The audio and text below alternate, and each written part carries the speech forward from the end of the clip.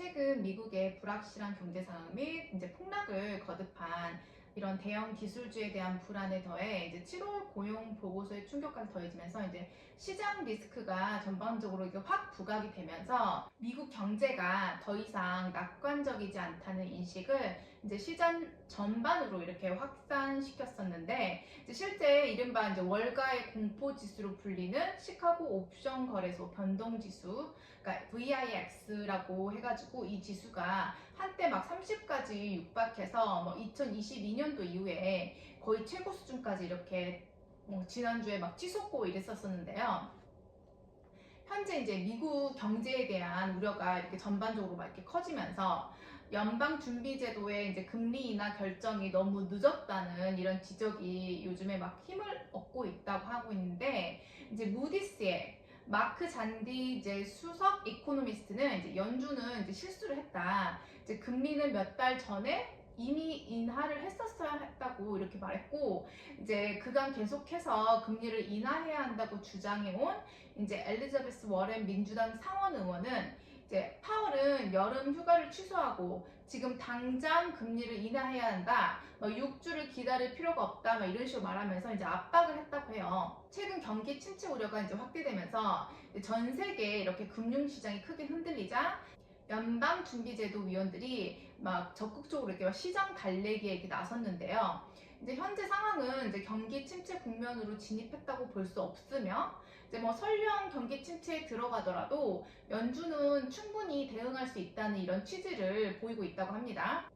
특히 이제 비둘기파, 즉 통화 완화 선호로 꼽히는 오스탄 굴스비 시카고 연은 총재는 이제 며칠 전에 이제 연준은 지표 하나에 과잉 반응하지 않으며 이제 만약 문제 발생 시 이를 해결할 것이라고 이렇게 밝히면서 이제 고용 지표가 기대보다 약하게 나왔지만 아직 경기 침체 상황 같지 않아 보인다라고 말했다고 합니다. 뭐 소비자의 연체율이 높아지는 등 일부 지표에서 경고등이 나오고는 있지만 뭐 현재 미국 경제는 상당히 안정적인 수준에서 성장세를 지속하고 있다고 강조했고 이제 데일리 샌프란시스코 연준 총재 역시 중앙은행이 물가 안정과 고용 목표를 달성하기 위해 필요한 모든 것을 할 것이라고 이렇게 강조했다고 합니다.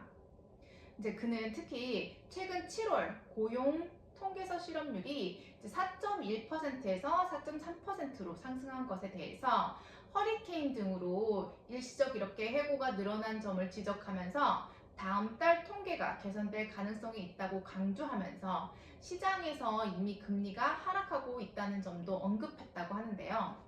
뭐 연준에서는 공식적으로 어떤 말을 하겠어요. 뭐 당연히 괜찮다. 이제 문제가 발생하면 우리가 해결할 수 있다. 뭐 이렇게 말하겠죠.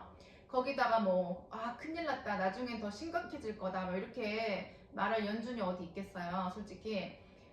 이제 이러한 강한 폭락이 과연 이제 2022년 하반기 때 발생했던 이런 하락 패턴으로 오고 다시 좀 더 바운스하는 모습으로 몇 년 더 이어갈지 아니면 이걸 시점으로 조금씩 하락 추세로 가다가 이제 완전 하락 추세로 전환할지 아직 모든 사람들이 이제 정확한 시점은 아무도 모르지만 이제 뭐 큰 장기적인 시점으로 봤을 때는 2008년 서브프라임 모기지 사태 이후로 이제 미국 같은 경우는 거의 주구장창 15년 이상 미국 자산 시장이 상승세를 이렇게 보여왔고 이제 그동안 특히 코로나 직후부터 이렇게 막대한 유동성을 시장에 공급해 왔으며 이제 뭐 그로 인한 급등한 물가 그리고 이제 급등한 미국 정부 및 가계 부채 등으로 이렇게 많은 후유증들이 서서히 보이고 있는 만큼 이제 안전한 분산 투자를 통해서 이제 아예 업사이드 포텐셜, 그러니까 즉 이제 수익을 낼 수 있는 기회를 제로로 이렇게 만들지 않음과 동시에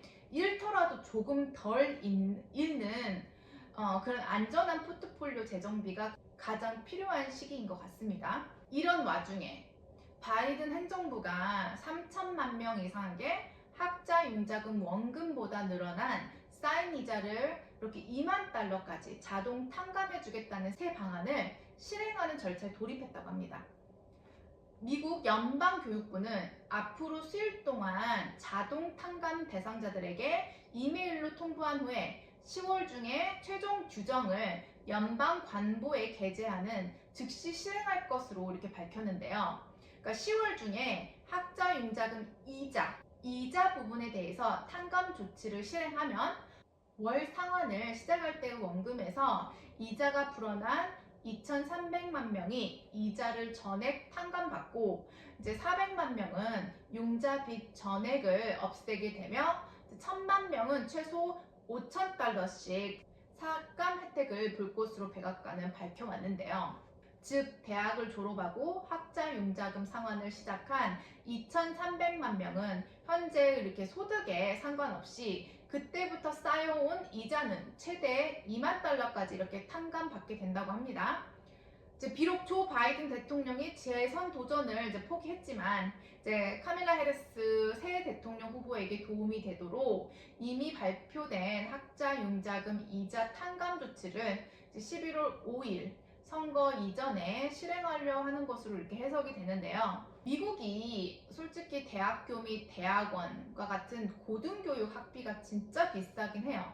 뭐 그런다 해도 젊은 층 표심을 막바지까지 이렇게 잡기 위해서 이렇게 빚잔치를 끝까지 해댔기는 걸 보면 단기적으로는 뭐 당연히 젊은 학생들을 도와주는 것처럼 이렇게 보일지 모르겠지만 이렇게 재정이 안 좋은 상태에서 돈을 계속 뿌릴수록 중장기적으로는 뭐 이런 인플레이션 급등과 같은 것 등으로 인해서 결국 이런 정책들로 인해 중산층이 갈수록 쪼그라들고 결국 중산층이 쪼그라들수록 그 나라 경제의 소비는 이렇게 나락으로 떨어지게 되는 만큼 결국은 폴리티션들일 뿐이고 그들은 이제 단기적인 시점으로 자기 임기 기간에만 괜찮으면 되는 것이기 때문에 이렇게 불안정한 경제 상황일수록 어떻게 경제가 돌아가는지 좀 더 관심을 가져야 하는 중요한 시기를 이제 우리가 좀 살고 있는 것 같다는 생각이 많이 들었습니다.